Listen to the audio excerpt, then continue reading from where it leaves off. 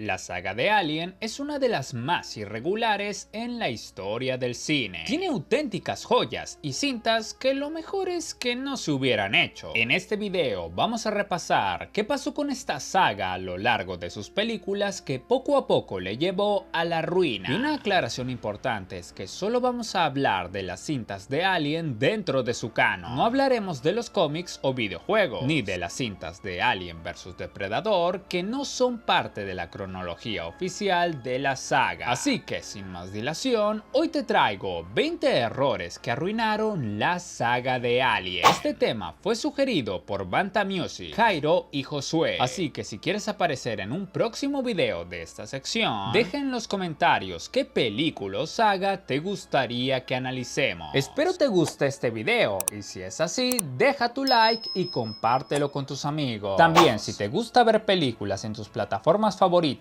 a una gran velocidad y sin interrupciones, te recomiendo NordVPN. Este servicio te permitirá tener acceso a catálogos de otros países en determinadas plataformas, siempre y cuando seas un usuario registrado, además de proveer una conexión rápida y sobre todo segura. Ve al enlace que te dejo en la descripción de este video para obtener una promoción exclusiva. Con esto podrás empezar a ver tus películas favoritas de la mejor manera posible. Con eso dicho, ahora sí comenzamos. 1. El inicio de la tercera y la cuarta película. El problema de fondo con esta franquicia es que tiene una manía autodestructiva. El inicio de Alien 3 es el ejemplo perfecto, porque en los primeros minutos eliminan a Newt y a Hicks, dos personajes importantísimos de la segunda entrega, y lo hacen de la forma más floja posible, tirando a la basura todo el peso emocional y el sacrificio que vimos en la segunda película. O sea, por las puras, Ripley se enfrentó a decenas de xenomorfos, dijo la famosa frase, y todo para que en la siguiente entrega, en unos segundos nomás, se vaya al diablo, porque de la nada apareció un abrazacaras en la nave. Pero lo peor es que no aprendieron la lección, porque en Alien Resurrección hicieron exactamente lo mismo. Usaron el recurso de la clonación para traer de vuelta a Ripley, quitándole todo el sentido a ese final donde ella se sacrificaba para terminar con los aliens de una vez por todas. Este hábito de deshacer los avances de la historia solo para seguir sacando películas generó una sensación de impotencia. El espectador se termina cansando porque siente que no vale la pena conectar con los personajes o con lo que hayan podido lograr, ya que al empezar la siguiente entrega nada de eso va a importar. 2. El reciclado de la estructura narrativa. Uno de los grandes problemas de la saga es que se quedó atrapada en una fórmula que se repite paso por paso, hasta el punto de volverse totalmente predecible. En casi todas las películas vemos el mismo esquema, un grupo donde siempre está el sintético que los va a traicionar y una serie de personajes que eventualmente serán eliminados, enfrentando los mismos giros de siempre. Hasta el final se siente reciclado, porque la solución casi siempre es tirar al alien al vacío o hacerlo explotar en el último segundo, dejando como única sobreviviente a la protagonista de pelo corto. Esta falta de originalidad termina cansando, porque cuando ya sabes exactamente quién va a ser eliminado y cómo van a derrotar al alien, el suspenso desaparece. Al final, más que una nueva historia, parece que estás viendo la misma película de siempre, pero con diferentes actores. Y eso hace que esta saga pierda todo el impacto que tenía al principio. 3. Que Ripley tenga un xenomorfo dentro de ella toda la tercera película. Esta es una de las más grandes inconsistencias de la saga. Si recordamos la primera película con Kane, o incluso en el caos de la colonia en la segunda parte, el proceso de gestación de estas criaturas era relativamente rápido. El parásito tardaba apenas unos minutos o como mucho horas en salir del pecho del huésped. Sin embargo, en Alien 3, la trama estira esta lógica al máximo, solo por conveniencia del guión, permitiendo que Ripley sobreviva toda la película con una reina creciendo en su interior. No hay una explicación concreta dentro del filme para este retraso, simplemente es así porque sí. Se siente como un recurso algo forzado para que la protagonista pueda terminar su misión antes del clímax. Este tipo de conveniencias narrativas le quita peso a la amenaza del xenomorfo, porque el espectador nota que la historia ya no sigue sus propias leyes, sino que se adapta al ritmo que el director necesita para que la historia no se termine antes de tiempo. 4. No mostrar a la hija de Ripley en el corte final de Alien 2. Esto, más que un error, me parece una oportunidad perdida. Al haber haber eliminado la escena que menciona a la hija de Ripley, Amanda, en el corte original de Alien, se le arrebató al personaje una capa de profundidad emocional que es fundamental para entender su evolución y desesperación. Sin ese trasfondo, el vínculo de Ripley con Newt puede parecer el simple instinto protector de una heroína en acción, pero cuando sabemos que Ripley acaba de despertar de un hipersueño solo para descubrir que su propia hija envejeció y murió esperándola, su relación con la pequeña sobreviviente cobra un significado mucho más trágico y poderoso. Esta conexión no es casualidad, sino un arco de redención en el que Ripley intenta sanar la herida de la pérdida y recuperar la maternidad que el tiempo le robó. 5. Los diálogos bajan su calidad en la tercera y cuarta película. Un aspecto crítico que perjudicó la identidad de la franquicia fue el notable deterioro de la calidad de los guiones durante la tercera y cuarta entrega, donde la sobriedad y el realismo de los diálogos originales fueron sustituidos por líneas inconsistentes y carentes de peso narrativo. Mientras las primeras películas destacaban por una narrativa orgánica, las secuelas posteriores introdujeron diálogos que a menudo rozan lo absurdo o lo involuntariamente cómico, haciendo que esto no parezca una película de terror. Ejemplos de esto se pueden encontrar en Alien Resurrección, con frases que pretenden ser profundas pero resultan caricaturescas, como el icónico pero extraño "yo soy la madre del monstruo", frase que dice Ripley y que más que nada parece una parodia del "yo soy tu padre" de Darth Vader. Algunos diálogos parecen extraídos de una cinta de acción genérica de bajo presupuesto. Esta degradación en la escritura del guión no solo debilita la construcción de los personajes, sino que diluye la tensión narrativa al transformar situaciones de vida o muerte en momentos que provocan más desconcierto que terror, dejando en evidencia una falta de dirección clara en la evolución narrativa de la saga. 6. El clon de Ripley. ¿Cómo que clonaron a Ripley? No, pero mejor la pregunta es, ¿cómo que clonaron a Ripley con el alien adentro de ella? Más allá del por qué tomaron esta decisión, lo que de verdad duele es que en parte destroza el personaje de Ripley, ya que con esta resurrección se convierte en una híbrida entre xenomorfo y humano. Ahora tiene super fuerza y su sangre es ácida y derrite metales muy convenientemente, y esto le quita algo que le hacía única: su humanidad. Ripley era el icono máximo de supervivencia porque era una mujer común enfrentándose a lo desconocido con pura voluntad e ingenio, pero al darle superpoderes la despojan de esa conexión emocional con el espectador y la terminan convirtiendo en un deus ex machina. Por tanto estirar el chicle para no soltar a la protagonista, terminaron transformando a una de las heroínas más grandes de la historia del cine en una especie de caricatura irreconocible, arruinando un legado de sacrificio y valentía que tanto les había costado construir en las primeras entregas, pero eso lo profundizaré más adelante. 7. La comedia involuntaria. Un error que de verdad sacó a muchos de la historia fue el hecho de meter toques de comedia y situaciones absurdas que terminaron de romper la atmósfera de terror, y no solo con los diálogos como ya mencionamos. A partir de la tercera parte y sobre todo en la cuarta, la saga parece que olvida que el xenomorfo es una criatura letal y nos presentan escenas que nos dejan sin palabras. Es muy difícil sentir miedo o tensión cuando ves a un científico besando el cristal con el xenomorfo del otro lado, y también está el tema de los personajes que hacen idioteces. Cuando el personaje del Jin decide dar una vuelta por la nave en lugar de, no sé, tal vez escapar por su vida porque hay xenomorfos sueltos, y bueno, obviamente termina siendo eliminado. Estos detalles le quitan toda la seriedad a la película. Al final el espectador deja de sentir que existe una amenaza real en el filme, porque la misma cinta es muy caricaturesca, haciendo que el terror que caracterizó a esta saga se pierda entre escenas que simplemente no encajan con el tono de esta franquicia. 8. La escena en la que el científico chapa con el cristal con el xenomorfo del otro lado. Yo sé que lo acabo de mencionar en el punto anterior, pero es que esta escena merece su propio punto. O sea, ¿qué